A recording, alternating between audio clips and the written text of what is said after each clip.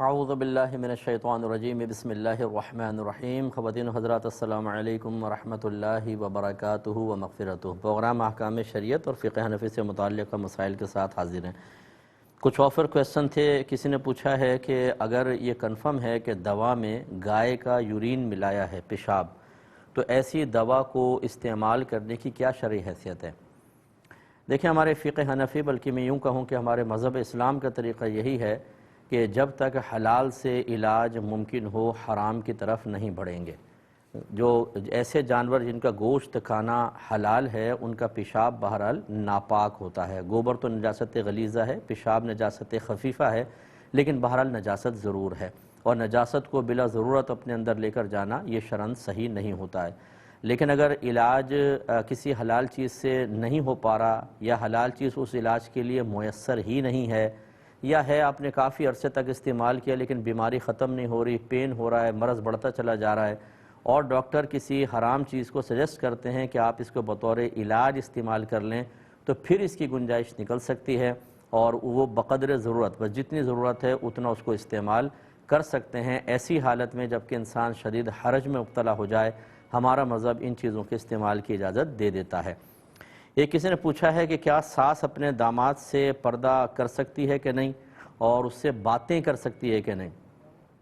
دیکھیں، ساس جو ہے وہ مثل ماں کے ہو جاتی ہے، یعنی محرم بن جاتی ہے، محرمہ ہوتی ہے، اور داماد اور ساس میں کوئی پردہ نہیں ہوتا۔ بلا پردہ بھی بات کر سکتے ہیں وہ، اور باتیں کر سکتے ہیں بلا پردہ، ایک دوسرے کو دیکھ سکتے ہیں، جیسے والدہ کے ساتھ معاملات ہوتے ہیں، حتیٰ کہ سفر پر بھی داماد کے ساتھ جا سکتی ہیں۔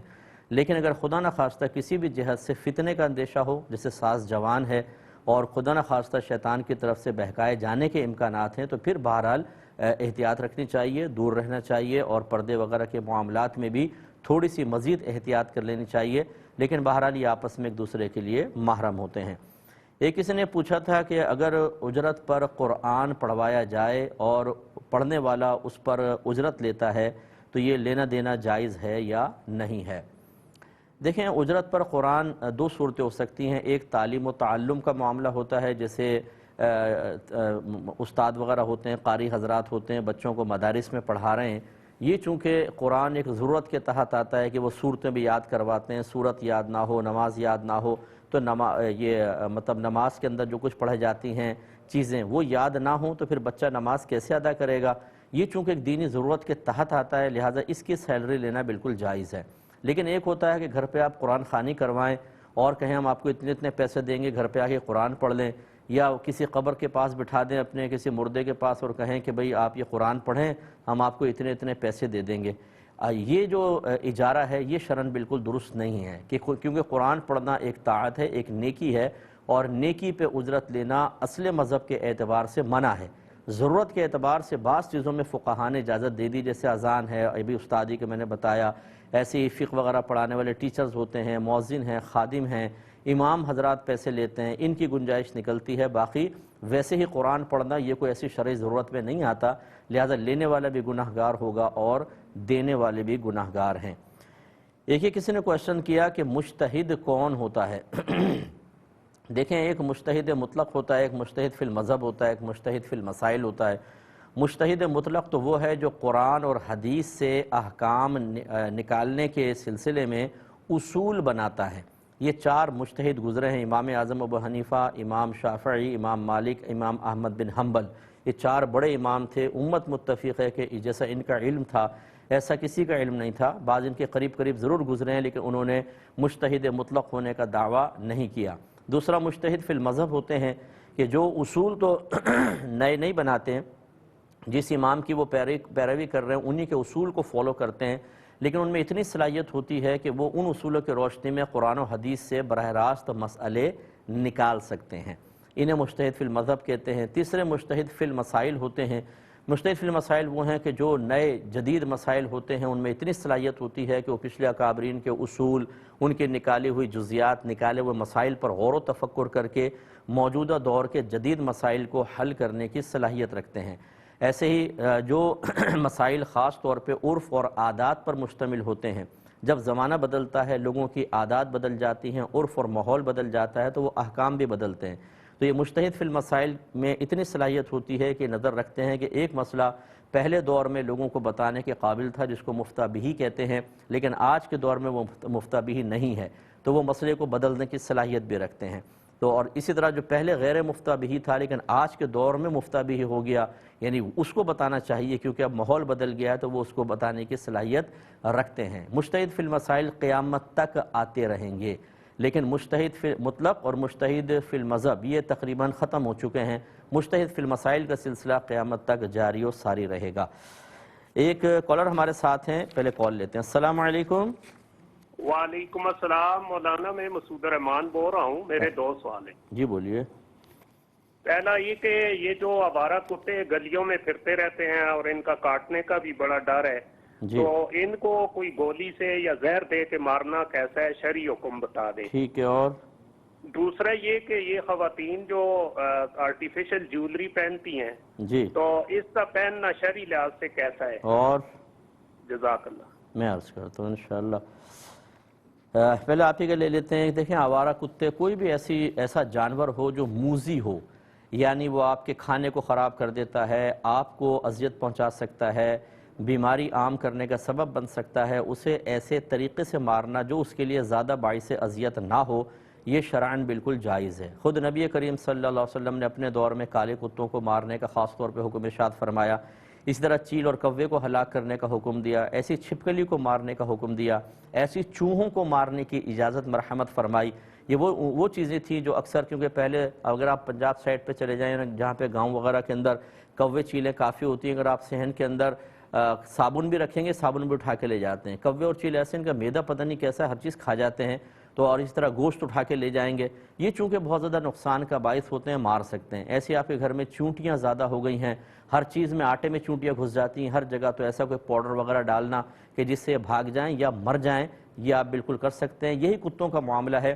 ویسے تو خواہ نہیں مارنا چاہیے، لیکن جب کتے بہتات میں ہو جائیں اور کھانے کی کمی کی بنا پر پھر وہ بھوک سے تنگ ہو کر انسانوں پہ حملہ آور ہونے لگے، ایسے کتے کو شرعاً مارنا بالکل جائز ہے۔ اس کے لیے چاہے آپ زہر دے دیں یا گولی کا استعمال کر لیں، وہ آپ کر سکتے ہیں، دونوں صورتیں بالکل جائز ہیں، لیکن ویسے خام تب جانور کو ہلاک نہیں کرنا چاہیے۔ آرٹیفیشل جیولری، ایک زمانہ تھا کہ فقہاء نے عورتوں کو اس سے منع فرمایا، کیونکہ نبی کریم صلی اللہ علیہ وسلم نے اپنے صحابی کو سونا اور لوہا اور پھر اس طرح پیتل یا تانبا پہننے سے منع فرمایا تھا۔ وہ اگرچہ مرد کو منع کیا تھا، لیکن ان کے جو ممانعت کی علت سرکار بیان فرما رہے تھے وہ ایسی تھی جو مرد عورت دونوں کے لیے تھی۔ جیسے لوہے کے بارے میں فرمایا کہ جہنمیوں کا زیور ہے، تو اس لیے زیور کی بو آتی ہے تم سے، تو انہوں نے لوہے کی انگوٹھی پھینک دی۔ اس وجہ سے فقہاء نے اس پر قیاس کر کے عورتوں کو منع کیا، لیکن چونکہ یہ کہ اپنی اجتہادی رائے سے ایک ممانعت قائم کی گئی تھی، اور پھر یہ اکثر فقہاء کا اصول ہی ہوتا ہے کہ جب وہ اپنی رائے سے کسی چیز کو اللہ کی رضا کی خاطر ہی منع کرتے ہیں، لیکن پھر وہ لوگوں میں بہت زیادہ عام ہو جاتی ہے، تو وہ اس بات کو لائق نہیں کرتے ہیں کہ ہم اپنی رائے سے ان ہزارہ لاکھوں مسلمانوں کو گناہگار قرار دیں، لہٰذا وہ اپنی رائے کو واپس لے لیتے ہیں اور اس چیز کو جائز قرار دے دیتے ہیں، کیونکہ وہ چیز نہ اللہ نے منع کی تھی نہ رسول نے، لیکن صحیح مصلحت کی بنا پر بہرحال فقہاء کو اختیار ہوتا ہے کہ وقتی طور پہ یا دائمی طور پہ اگر لوگ اطاعت کرتے رہیں تو وہ روک سکتے ہیں، لیکن جب اس کے خلاف چیز عام ہو جاتی ہے، اور خلاف عام ہونے کا مطلب یہ نہیں کہ لوگ اللہ میں بغاوت اٹھا لیتے کہ ہم نہیں مانتے فقہاء کی بات، ہم تو کریں گے، وہ حکم سب تک نہیں پہنچتا، لوگ اس کو عمل پیرا ہو جاتے ہیں، اتنا زیادہ ہو جاتے ہیں کہ پھر فقہاء اپنی رائے کو واپس لے لیتے ہیں۔ تو خلاصہ کلام یہ ہے کہ فی زمانہ عورتیں آرٹیفیشل جیولری بالکل استعمال کر سکتی ہیں۔ ایک چلیں پہلے کال لیتے ہیں۔ السلام علیکم۔ وعلیکم السلام مفتی صاحب، میرے 3 سوال ہیں۔ جی، کہ بچے ہوئے کپڑے سے غلاف قرآن پاک سلائی کر سکتے ہیں؟ دوبارہ بولیں۔ بچے ہوئے کپڑے سے غلاف قرآن پاک سلائی کر سکتے ہیں؟ اچھا، اور میرا دوسرا سوال ہے کہ بوسکی مرد کے لیے جائز ہے؟ اور مجھے دعائے سیفی پڑھنے کی اجازت چاہیے تھی۔ کیا پڑھنی ہے؟ دعائے سیفی۔ اور بولیں۔ جی بس 3 سوال، جزاک اللہ۔ چلے میں آپ کو عرض کرتا ہوں۔ ایک یہ ہے کہ کسی نے کہا کہ اگر عورت اپنا پورا جسم لباس سے ڈھکی ہو تو کیا پھر بھی عبایا پہننا اس کے لیے ضروری ہوگا؟ تو جی بالکل ضروری ہوگا۔ اس کی 2 بنیادی وجوہات ہوتی ہیں۔ ایک بات تو یہ کہ دیکھیں نبی کریم صلی اللہ علیہ وسلم نے عید الاضحیٰ یا عید الفطر، یہ راوی کو شک ہے کہ دونوں میں سے کسی ایک کے بارے میں عورتوں سے کہا کہ تم عیدگاہ پر آؤ اور وہاں بیٹھو. بعض عورتوں نے کہا رسول اللہ ہم تو حالت حیض میں ہیں. سرکار نے فرمایا کہ وہ بھی آئیں اور ہماری دعا میں شریک ہوں. تو کسی نے کہا رسول اللہ ہمارے پاس چادر نہیں ہے پردے کی. نبی کریم صلی اللہ علیہ وسلم نے فرمایا جس کے پاس چادر نہ ہو وہ اپنی سہیلی سے لے لے. اس کا مطلب دیکھیں لباس تو ان صحابیات نے بھی پہنا ہوا تھا، لیکن اس کے باوجود نبی کریم صلی اللہ علیہ وسلم نے ایک اور کپڑا اوپر لینے کا حکم ارشاد فرمایا، کیونکہ بہرحال لباس ایک ایسی چیز ہوتی ہے جتنا بھی ڈھیلا پہن لیں جسم کی حیت تھوڑی سی نمایاں ہوتی ہیں، برقعے سے پھر بھی اس پہ بہت زیادہ فرق پڑ جاتا ہے. لہٰذا معلوم ہوا کہ اگر آپ نے لباس پہنا ہوا ہے اس کے باوجود آپ کو برقع وغیرہ پہننا چاہیے، کیونکہ نبی کریم نے اس کا حکم ارشاد فرمایا. دوسری اس کی وجہ یہ ہے کہ اگر ایک ایسا ماحول بن جاتا ہے جس میں ایک سمجھدار لوگ، دیندار لوگ، شرفاء ایک معیار قائم کر لیتے ہیں کسی کے دیندار ہونے کا، کسی کے پردہ دار ہونے کا، کسی کے متقی ہونے کا، تو پھر اس کی مخالفت کرنا شرعاً جائز نہیں. آج ہمارے دور میں اگر کوئی عورت اپنے پورے کپڑے پہن کے نکل رہی ہے، جسم ڈھکا ہوا ہے، لیکن اس کو پھر بھی لوگ دیکھ کر کہیں گے یہ بے پردہ نکل رہی ہے. آپ دیکھ لیجئے تو ہمارے عرف میں پردے کا ایک مخصوص تصور ذہن میں آ گیا ہے. اس مخصوص تصور کو قائم کرنا چاہیے، کیونکہ اگر آپ قائم نہیں کریں گے لوگ بدگمانی کریں گے، لوگ آپ کی قلبی غیبت میں مبتلا ہوں گے یا زبانی غیبت میں مبتلا ہوں گے. اسی طرح فساق و فجار کو آپ نے دیکھیں، کوئی برقعے والی خاتون جا رہی ہو کم متوجہ ہوں گے، اور بلا پردہ عورت نکل رہی ہو وہ زیادہ اس کی طرف متوجہ ہوں گے. اس طریقے سے فساق و فجار کو بھی موقع ملتا ہے، لہٰذا عبایا پہننا چاہیے. ایک مختصر سا بریک لیں گے، ہمیں یقین ہے آپ ہمارے ساتھ ہی رہیں گے. بسم اللہ الرحمن الرحیم. ایک کالر ہمارے ساتھ ہیں. السلام علیکم.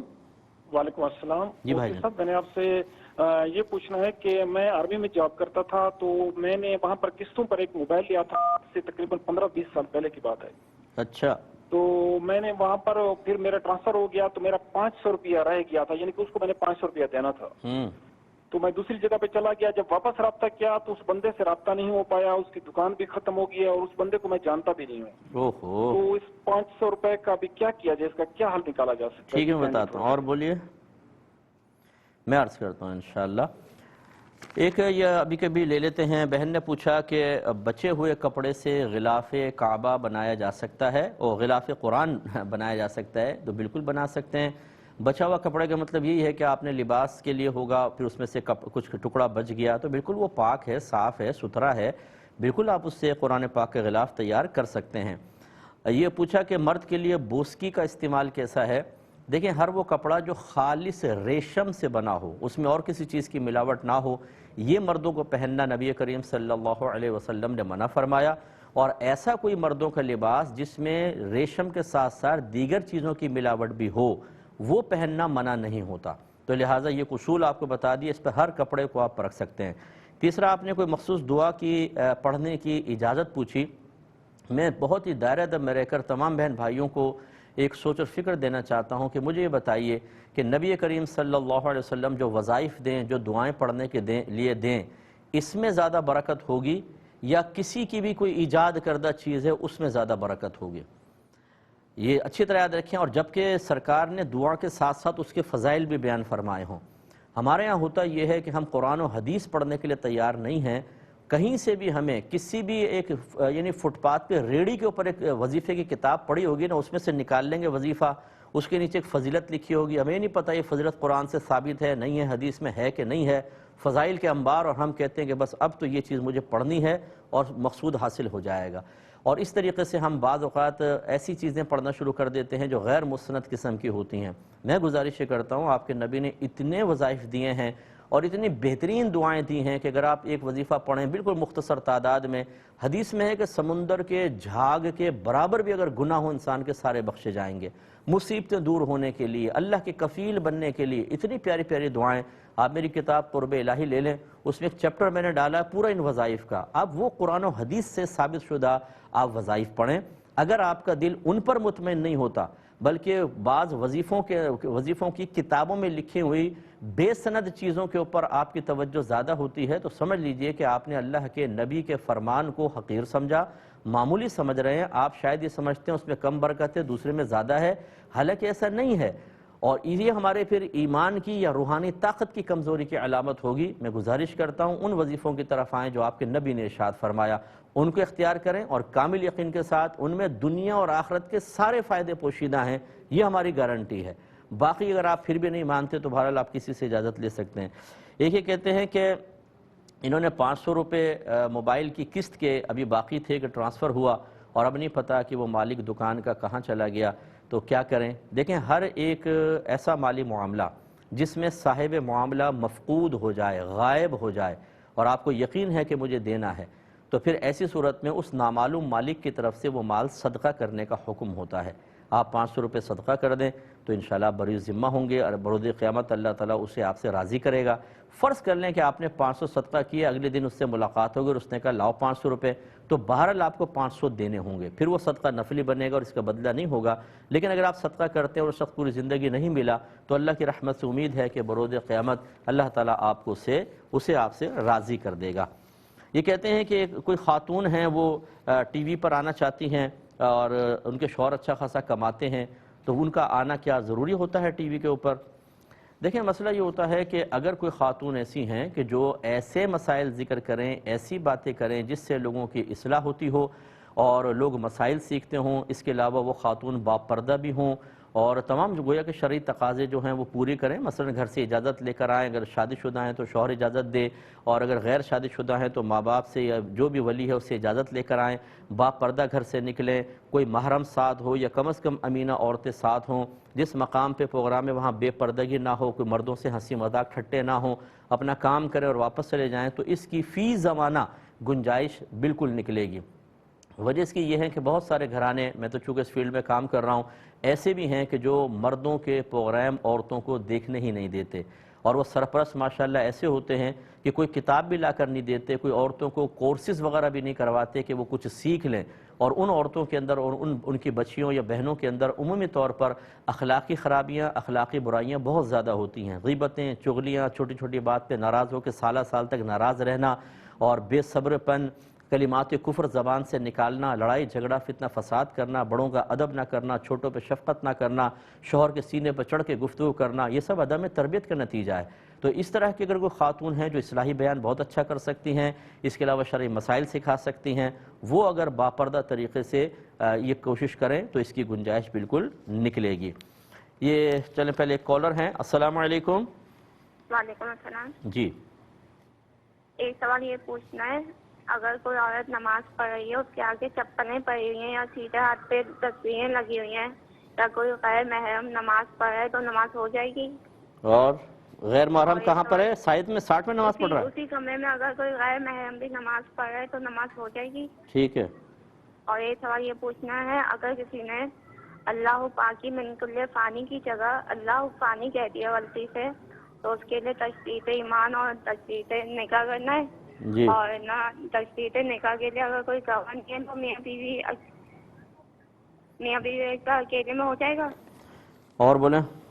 اور ایک سوال یہ پوچھنا ہے، اگر کوئی نہ 4 رکعت پڑھ رہا ہے غلطی سے 5ویں کے لیے کھڑا ہو گیا، یا کوئی 2 رکعت پڑھ رہا ہے غلطی سے 3ری رکعت کے لیے کھڑا ہو گیا، تو پھر اس کے لیے کیا کرنا ہوگا؟ ٹھیک ہے، بتاتا ہوں انشاءاللہ۔ ایک انہوں نے کہا کہ میرے 2 ماشاءاللہ جڑواں بیٹے ہوئے، جب میرے بچے ہوئے تو میری ساس نے منت مانی تھی کہ ان کے جو پہلے بال سر کے اتریں گے وہ میں گجرات کی ایک درگاہ میں ٹھنڈے کرواؤں گی۔ یہ پڑوسی ملک کا ایک مسئلہ ہے۔ تو وہ کہتے ہیں اس کے بعد جو ہیں وہ راستے ہمارے یہاں کے بند ہو گئے، پتہ نہیں کون سے علاقے میں راستے بند ہو گئے، اور 23 سال ہو گئے وہ بال میرے پاس ہی پڑے ہوئے ہیں۔ اب وہ کہتی ہیں کہ میں دیکھتی ہوں کہ میرے بچوں کے ہر کام میں رکاوٹ آتی رہتی ہے، تو مجھے ایسا لگتا ہے کہ شاید ہم نے وہ منت پوری نہیں کی، اس وجہ سے میرے بیٹوں کے ساتھ یہ معاملات ہو رہے ہیں، کیا حکم شرع ہوگا؟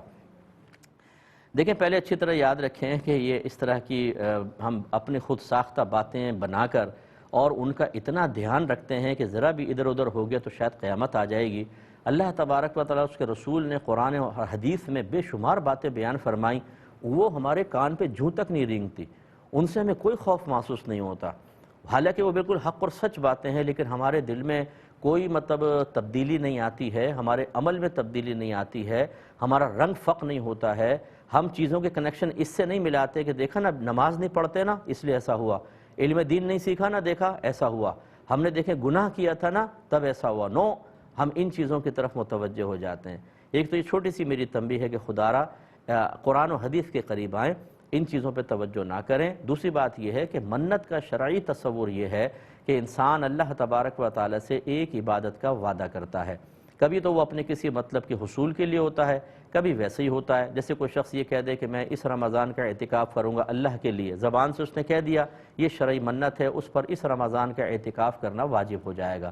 اور کبھی ایسا ہوتا ہے کہ ہم کہتے ہیں اگر میں بیمار ہوں، اگر صحت ہو گئی نا تو اللہ تعالیٰ میں تیری رضا کی خاطر 3 روزے رکھ دوں گا، یہ اللہ سے عبادت کا وعدہ ہے اور مشروط ہے، ہم نے اس میں اپنے ایک مطلب اور مقصد کو ذکر کیا ہے۔ یہ ہیں شرعی منتیں جس میں اللہ تعالیٰ سے وعدہ ہوتا ہے، اللہ تبارک و تعالیٰ سے ہم کلامی کا شرف گویا کہ حاصل کر لیتے ہیں اور ایک وعدہ کرتے ہیں۔ باقی یہ اب بالوں کو اتار کر فلاں درگاہ میں ٹھنڈا کریں گے، اب ان سے کوئی پوچھے، آپ کی ساس اگر زندہ ہیں تو ان سے ذرا پوچھئے کہاں سے یہ چیز ثابت ہے، اس ٹھنڈا کرنے سے کیا فائدہ حاصل ہوگا؟ بال اتار کر پھر اتنے میل سفر طے کر کے اگر وہاں پہ جا کے آپ نے بالوں کو ٹھنڈا بھی کیا، ٹھنڈا کرنے کا مطلب اگر زمین میں آپ نے دفنایا تو کیا اس سے وہ بزرگ خوش ہو جائیں گے کہ ماشاءاللہ بھائی وہاں سے آئی ہیں اور آ کر انہوں نے بال یہاں دبائے ہیں، چلو ان پہ فیض جاری کر دو، اور اگر آپ نے نہیں دبائے تو ناراض ہو گئے، آگ بگولا ہو گیا کہ بال نہیں دبائے، بیڑا غرق کر دو ان کا۔ ارے بھائی خدا کا خوف کرے، یہ کہاں سے ہم نے تصورات نکال لیے؟ یہ سب جو منتیں ہم اس قسم کی مانتے ہیں یہ عرفی منتیں کہلاتی ہیں، اور ان میں سے بات تو اتنی خطرناک ہوتی ہیں کہ الامان والحفیظ۔ اس لیے میں آپ سے گزارش کرتا ہوں صرف شرعی منت کی طرف آئیں، اس سے کوئی فرق نہیں پڑا، آپ کی ساس نے جو منت مانی اس کی کوئی شرعی حیثیت نہیں تھی، نہ اس کی وجہ سے کوئی وبال ہوگا، یہ آپ کا ذہن ہوتا ہے ہمارا، کیونکہ ہم ایسے ماحول میں رہتے ہیں، ایسے لوگوں کے درمیان رہتے ہیں جو قرآن و حدیث کی بات کبھی نہیں کریں گے۔ دیکھو یوں کرو گے نا ایسا ہو جائے گا، اس کے چہرہ دیکھو گے ایسا ہو جائے گا، جوتی پہ جوتی پڑی ہوگی ایسا ہو جائے گا، کالی بلی آگے سے نکلے گی ایسا ہو جائے گا، فلاں تم نے منت مانی تھی بال چڑھانے کی نہیں کیا نا ایسا ہو جائے گا۔ وہ ان چیزوں سے خوف زدہ ہوں گے، قرآن اور حدیث میں بیان کردہ عذابات الہیہ سے ان کو خوف محسوس نہیں ہوگا۔ یہ ہمارے ایمان کی کمزوری کی زبردست دلیل ہے، اور ایسے لوگوں کا ایمان برباد کرنا شیطان کے لیے بہت آسان ہوتا ہے۔ میں نہیں کہتا ہوں کہ برباد کر دیا، آسان ہوتا ہے، اس لیے ہوشیار ہوں، دین کے قریب آئیں۔ خلاصے کلامی کے کوئی گھبرانے کی ضرورت نہیں، یہ کوئی شرعی منت نہیں تھی، آپ خوش رہیں آباد رہیں۔ ایک انہوں نے چلے پہلے یہ والے لے لیتے ہیں، یہ کہتی ہیں کہ اگر میں نماز پڑھ رہی ہوں اور ایک طرف چپلیں رکھی ہوئی ہیں نماز ہو جائے گی؟ بالکل ہو جائے گی، اگرچہ بہتر یہ تھا کہ اگر بالکل سجدے کے جگہ پر ہیں سامنے یعنی ہیں تو ان کو وہاں سے ہٹانا چاہیے تھا، لیکن سائیڈ میں رکھی ہیں تو کوئی کراہت نہیں ہے، آپ کی نماز بالکل ہو جائے گی۔ اگر سامنے بھی ہوتے نماز پھر بھی ہو جاتی، لیکن مکروہ تنزیہی ہوتی، مناسب نہیں تھا کہ جوتیاں سامنے رکھی ہیں آپ ان کو سجدہ کر رہے ہیں، جیسے بعض لوگ مسجد میں آگے جوتیاں رکھ کر اور پھر نماز پڑھ رہے ہوتے ہیں۔ بھائی سائیڈ میں رکھ لیں آپ جوتی، یار ادھر کوئی ایسی جگہ رکھیں کہ ٹیڑھی نگاہ سے پڑتی رہے، اس پہ اگر جوتی چورے ہونے کا اندیشہ بھی ہے، لیکن سامنے جوتے رکھ کے اس کے سامنے سجدہ کر رہے ہوتے ہیں، یہ اچھی چیز نہیں ہوتی ہے۔ دوسرے انہوں نے کہا کہ اگر سیدھے ہاتھ پہ تصویر لگی ہو تو دیکھیں، اگر تو وہ تصویر جاندار کی ہے اور اتنی بڑی ہے کہ اس کو زمین پر رکھیں تو بآسانی نقوش نظر آئیں تو آپ کی نماز مکروہ تحریمی ہوگی، یعنی حرام کے نزدیک ہوگی، نماز ہو جائے گی، فرض ادا ہو جائے گا، لیکن آپ گناہ گار بھی ہوں گی اور آئندہ زندگی میں اس نماز کو لوٹانا واجب ہے۔ اگر اسی کمرے میں کوئی نامحرم نماز پڑھ رہا ہے تو اس سے کوئی فرق نہیں پڑے گا، آپ اپنی نماز پڑھ رہی ہیں وہ اپنی، اس سے بھی آپ کی نماز ہو جائے گی، اگرچہ بہتر نہیں ہے کہ ایک ایسے کمرے میں جس میں نامحرم ہو اور آپ ہوں اور آپ تنہائی کے اندر نماز پڑھیں، یہ مناسب نہیں۔ ہاں اگر اور پیچھے گھر والے بھی بیٹھے ہوئے ہیں، اب ایک طرف کوئی دیور نماز پڑھ رہا ہے آپ اس طرف نماز پڑھ رہی ہیں تو بہرحال اس کی گنجائش ہے، اس سے آپ کی نماز پہ کوئی فرق نہیں پڑے گا۔ ایک مختصر سا بریک لیں گے، ہمیں یقین ہے آپ ہمارے ساتھ ہی رہیں گے۔ بسم اللہ الرحمن الرحیم۔ ایک انہوں نے کویسچن کیا کہ غلطی سے زبان سے اشیاء کے فنا کے بجائے اللہ تعالیٰ کے لیے نکل گیا کہ اللہ فانن، اللہ فنا ہونے والا ہے، تو کیا حکم شرع ہوگا؟ دیکھیں اگر یہ نماز میں ہے تو فوراً آپ کی نماز ٹوٹ جائے گی، کیونکہ اس میں معنی کا فساد ہے اور آپ کو دوبارہ نئے سرے سے نماز پڑھنی ہوگی۔ تو اور اس میں چونکہ غلطی سے آپ سے نکلا ہے، ایک مطلب مسٹیک ہے، کوئی ارادتاً نہیں ہے، قصد و ارادہ نہیں ہے، آپ نے معنی کا لحاظ کر کے جان بوجھ کر ایسا نہیں کہا، تو حقیقتاً تو آپ کا ایمان برباد نہیں ہوگا، حقیقتاً نہیں ہوگا۔ لیکن یہ ضرور ہے کہ فقہاء نے فرمایا کہ ایسے موقعوں پر احتیاطاً تجدید ایمان اور تجدید نکاح کر لیا جائے، اس میں کوئی حرج بھی نہیں ہے تو آپ کر لیں۔ اور تجدید نکاح جب بھی کریں گے یاد رکھیں 2 گواہ ضروری ہوتے ہیں، کیونکہ نکاح ویلڈ مانا ہی اس وقت جائے گا کہ جب 2 گواہ موجود ہوں گے، لہذا 2 گواہوں کی موجودگی میں آپ دونوں ایجاب و قبول کریں۔ اگر آپ 4 رکعت نماز پڑھ رہی تھیں اور 5ویں کے لیے کھڑی ہو گئیں، یہ حکم اس وقت ہے کہ جب 2 رکعت پڑھ رہی تھیں اور تیسری کے لیے کھڑی ہو گئیں، تو دیکھا یہ جائے گا کہ آپ نے چوتھی رکعت کے بعد قعدہ کیا تھا کہ نہیں؟ اگر آپ اتحیات کے لیے بیٹھ گئی تھی، پانچویں کے لیے کھڑی ہو گئیں، تو پھر اگر جب تک پانچویں کا سجدہ نہ کیا ہو لوٹ آئیں اور اس میں سجدہ سہو کر لیں۔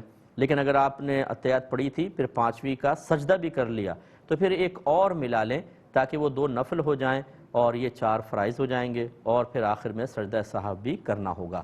لیکن اگر آپ چوتھی میں بیٹھی نہیں، کھڑی ہو گئیں، تو جب تک جیسی یاد آئے فوراً بیٹھ جائیں اور آخر میں سجدہ سہو کر لیں۔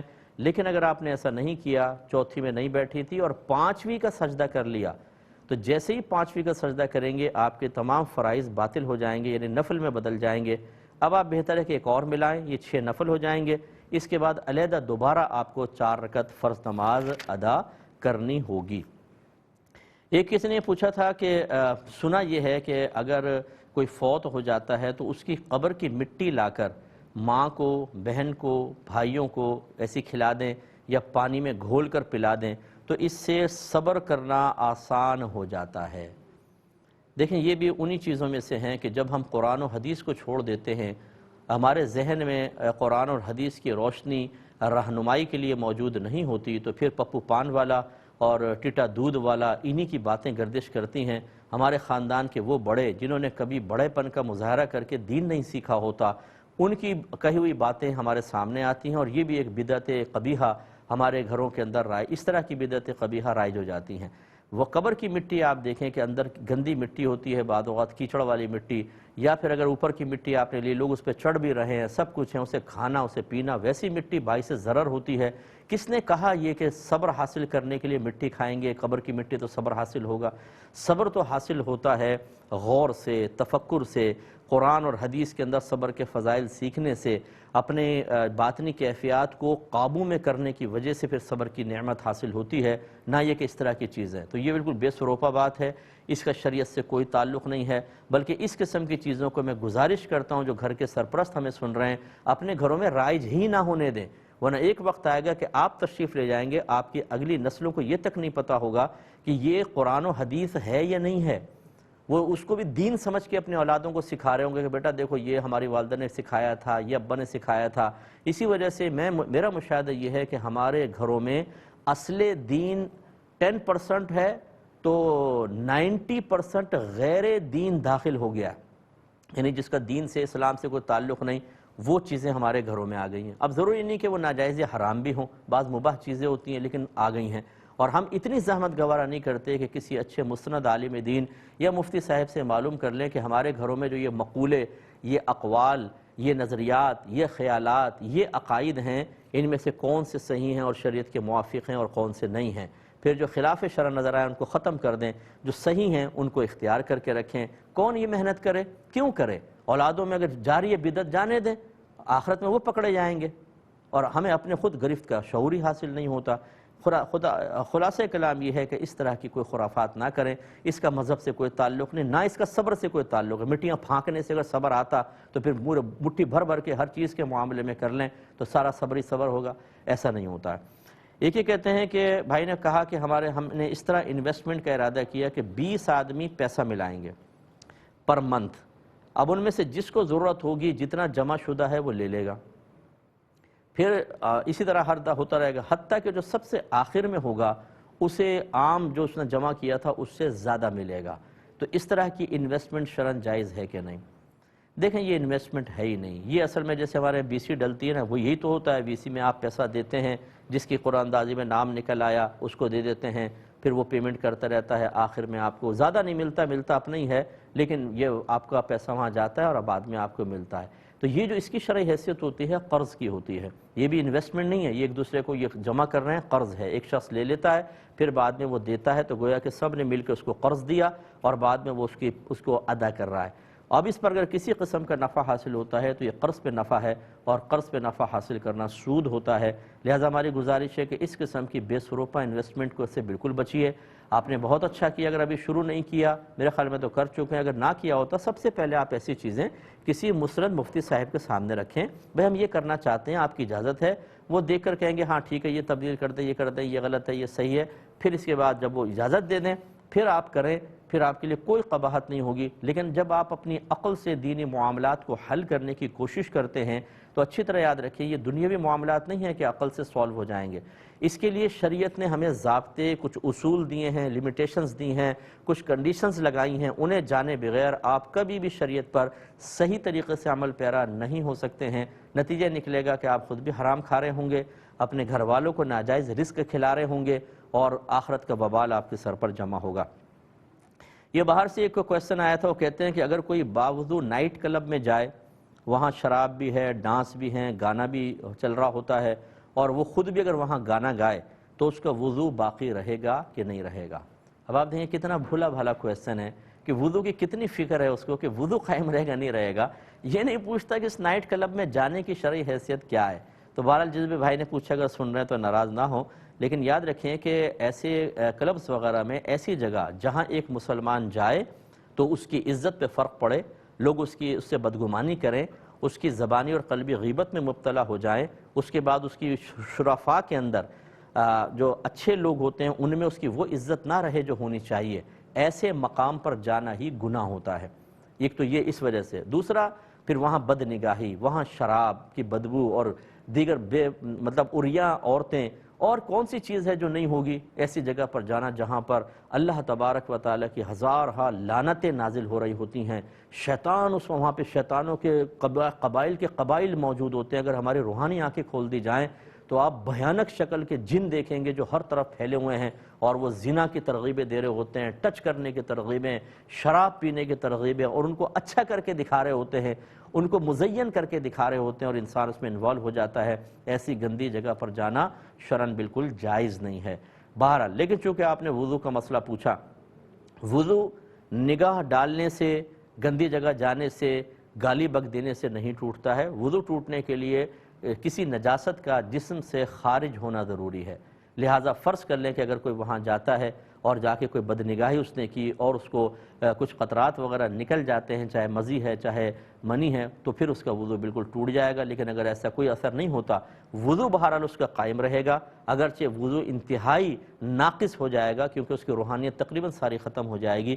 تو وضو کی شرعی حیثیت کے اعتبار سے کلام یہ ہے، لیکن بہرحال ایسی جگہ جانا بالکل شرعاً جائز نہیں ہے۔ ایک بچی نے کویسچن کیا کہ ہمارے سسر ہیں، ان کو فالج پڑ گیا ہے اور وہ پورا جسم ان کا بے حس و حرکت ہے، ان کے 2 بیٹے ہیں، لیکن کیا پھر بھی میں اور ان کی جو بیٹی ہیں یعنی ان کے نند ہیں، ہم سسر کو نہلا سکتے ہیں؟ اور کبھی ایسا ہوتا ہے کہ ہم ویسے جسم کو دبانا یا گیلا کپڑا جسم پر پھیر دینا وہ ہم کر سکتے ہیں یا نہیں؟ دیکھیں چونکہ وہ مرد ہیں، وہ مرد کے لیے بہتر ہے کہ ستر کے معاملات جو ہیں وہ مرد ہی اس کو دیکھے، تو بہت بہتر ہے کہ ان کے بیٹوں کو چاہیے کہ ستر کے معاملات دیکھیں، باقی جسم کو دھونے وغیرہ تو بیٹی کر سکتی ہے، یہ معاملہ ہونا چاہیے۔ لیکن فرض کر لیں بیٹے اگر بے حس ہیں اور بیٹے اس کے لیے آنے کے لیے تیار نہیں ہیں، تو جیسے نرسوں کو شرعی طور پہ اجازت ہوتی ہے ہاسپٹلز میں، وہ نامحرم کو ٹچ بھی کرتی ہیں علاج، اسی طرح یہاں پر ان کے لیے بھی گنجائش نکلے گی۔ اس پہ مزید کلام ہے لیکن اب ٹائم بہت کم ہے، زندگی رہی تو انشاءاللہ کل کے پروگرام میں مزید اس پہ کلام کر دوں گا۔ اس وقت کے لیے اپنے میزبان کو، ہمارے کیو ٹی وی کی پوری ٹیم کو اجازت مرحمت فرمائیں۔ آپ ہمارے لیے دعا کیجئے، ہم آپ کے لیے دعا گو ہیں کہ اللہ تعالی ہم سب کو اصل دین کی طرف آنے کی توفیق عطا فرمائے، اس کو سیکھنے اور اس کو عام کرنے کی توفیق عطا فرمائے، آمین۔ وآخر دعوانا ان الحمد للہ رب العالمین۔